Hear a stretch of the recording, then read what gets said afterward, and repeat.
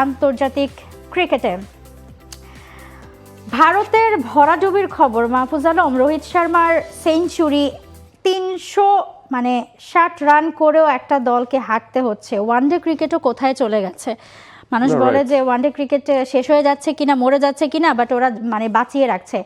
এবং রোহিত শর্মার সেঞ্চুরি, এই ম্যাচের আগে তো রব উঠে গিয়েছিল যে রোহিত শর্মার মেবি এটা লাস্ট ম্যাচ হতে যাচ্ছে।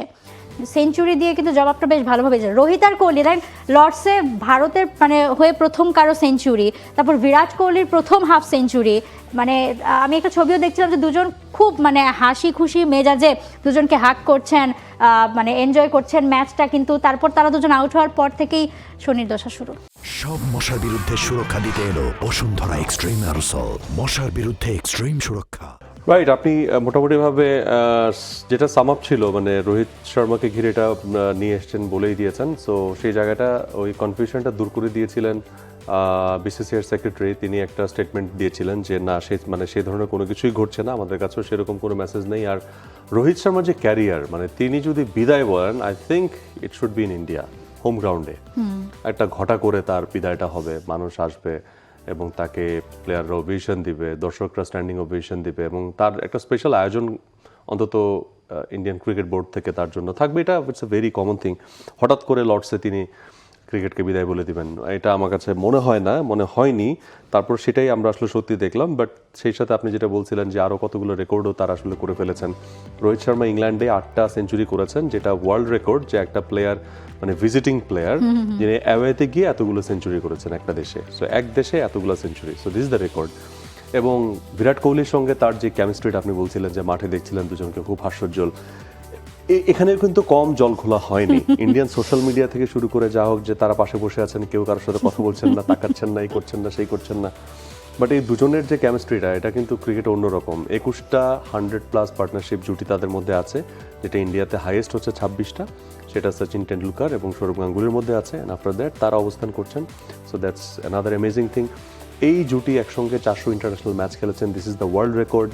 এই জুটি একসাথে 5000-এর উপর রান করেছেন, 60+ অ্যাভারেজে তারা রান স্কোর করেছেন, সেটাও কিন্তু অন্যতম সেরা পার্টনারশিপগুলোর মধ্যে ওয়ার্ল্ড ক্রিকেটে একটা।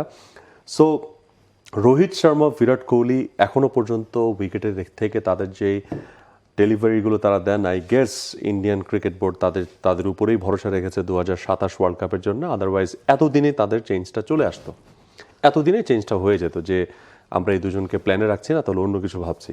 সো না, তারা যেভাবে আসলে পারফর্ম করছেন, যেভাবে দিয়ে যাচ্ছেন, that's absolutely okay. That's okay, but ultimately ইন্ডিয়ার ওকে সিচুয়েশন চলছে না। টি-20 ওয়ার্ল্ড কাপ শেষ হলো, টি-20 ওয়ার্ল্ড কাপের পর আফগানিস্তানের সাথে একটা সিরিজ খেলো ইন্ডিয়া, যেটা আসলে তাদের হোমেই ছিল, আফগানিস্তানের হোম বলে চালিয়ে দিয়েছে সেটা আর কি। তো সেখানে ওই যে সিরিজটা জিতলো, এরপর আয়ারল্যান্ডের কাছে হার, তারপর টানা ইংল্যান্ডের কাছে হার। লাস্ট 10 ম্যাচের মধ্যে একটা মাত্র ম্যাচ জিততে পেরেছে ভারত, এবং লাস্ট ম্যাচটা 360 রান করেও হারতে হয়েছে। সো কেউ আসলে মনে হয় খুঁজে পাচ্ছে না, ভারতীয় মিডিয়াগুলো দেখছিলাম যে কোনো কারণ খুঁজে পাচ্ছে না যে কেন ভারতের আসলে এরকম হচ্ছে, কী জন্যে তারা আসলে খাবি খাচ্ছে, এত বাজে পারফরমেন্স কেন। সামনেই তো ওয়ানডে ওয়ার্ল্ড কাপ, এবং আপনি যেটা বলছিলেন যে অবশ্যই রোকোকে প্ল্যানে রাখাই হয়েছে ওয়ানডে ওয়ার্ল্ড কাপকে ঘিরেই, কিন্তু ভারতের এত আসলে শনির দশা কেন হচ্ছে। ইংল্যান্ডে এবং অ্যাওয়ে সিরিজগুলোতেই মূলত খুব বাজে অবস্থা যাচ্ছে, এবং সামনেও এরপরেও রয়েছে জিম্বাবুয়ের সাথে খেলতে যাবে। জিম্বাবুয়ের সাথে আই থিঙ্ক জিম্বাবুয়ের বাংলাদেশ সিরিজটা ভালো করে দেখে নিয়েছে, এরপর আবার শ্রীলঙ্কায় খেলতে যাবে। সো ভারতের অ্যাওয়ে ভাগ্য খুব দুর্ভাগ্য যাচ্ছে। I think they will come back very soon. এটার কারণ হচ্ছে যে আমরা এর আগেও ক্রিকেট শোতে বলছিলাম যে আইপিএলটা তাদেরকে সামহাও একটু ড্যামেজ করেছে, আইপিএলটা।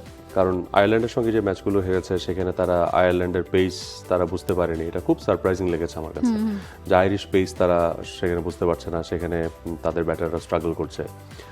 তো এইটার কারণটা হচ্ছে কি, তারা যখন আইপিএলে খেলেছে, যে ধরনের প্ল্যাসিড উইকেট ছিল আইপিএলে, সেই প্ল্যাসিড উইকেটটা আসলে ইন্টারন্যাশনাল সার্কিটে আপনি কখনোই পাবেন না।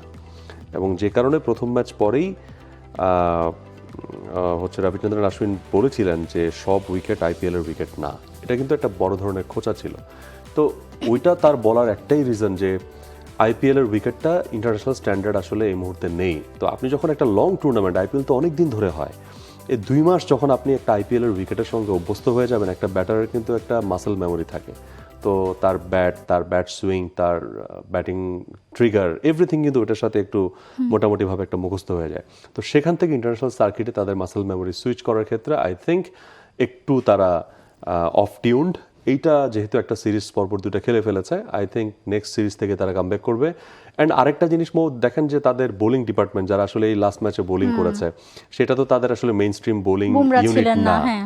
তো এই মেইন স্ট্রিম বোলিং ইউনিট ছাড়া তারা যেহেতু খেলছে, সেখানেও তাদেরকে পুরোপুরি দোষ দেওয়ার কিছু নাই। বাট আগে যেগুলোতে ব্যাটারদের দোষ ছিল, সেই জায়গাতে আসলে কারণ এটা নিয়ে অনেক কাটাছেড়া হয়েছে ইন্ডিয়ান গণমাধ্যমে বা এক্সপার্ট বা যারা সাবেক ক্রিকেটার আছেন, তারা কিন্তু আইপিএল এর উইকেটটাকেই সবাই আঙুল তুলেছেন যে এই ধরনের উইকেটে খেলা বন্ধ করতে হবে। আপনার দরকার নেই মানুষকে 250, 260-70 রানের একটা ইনিংস দেখানোর। তার চেয়ে আপনি 180, 200 বা 170-80 ম্যাচে অনেক ইন্টারেস্টিং করা যায়। তো যেটা আমরা শুরুর দিকে আইপিএলে দেখেছি, তো ওই জিনিসটা আসলে না ফিরলে এটা আখেরে ইন্ডিয়ার ক্ষতি। কারণ ব্যাটাররা 2 মাসের অভ্যস্ততা, এটা যেতে আরো 2 মাস লাগবে। খুবই স্বাভাবিক।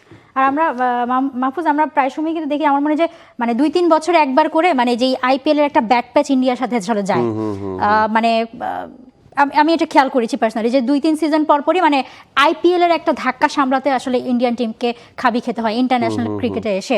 এটা অনেকবার হয়েছে, আবার অনেক সময় তারা এটা কাটিয়েও উঠেছে সামহাউ, তার কিন্তু অনেকবার এসেছে। They should step out from the concept of scoring 250 and 260-70 runs. This is not the ideal wicket, and ICC will never provide you 250, 60, 70 wicket. They will always give you 170, 180 wicket or maximum 200 wicket. So you are producing 250, 60, 70, পারলে আপনি 300 রানের উইকেটও আপনি দিচ্ছেন। তো এত তক্তা উইকেটে তো ইংল্যান্ড এখন যেমন 400 করে দেখাচ্ছে, তাদের সাথে 387, যেটা তাদের বিরুদ্ধে মানে রেকর্ড ছিল, এন্ড রেকর্ড ওপেনিং পেয়ার ছিল বেন ডাকেট, জ্যাকব বেটেল, লর্ডসের হাইয়েস্ট, এক্স্যাক্টলি। সো তাদের বিরুদ্ধে এরকম করে দেখাচ্ছে।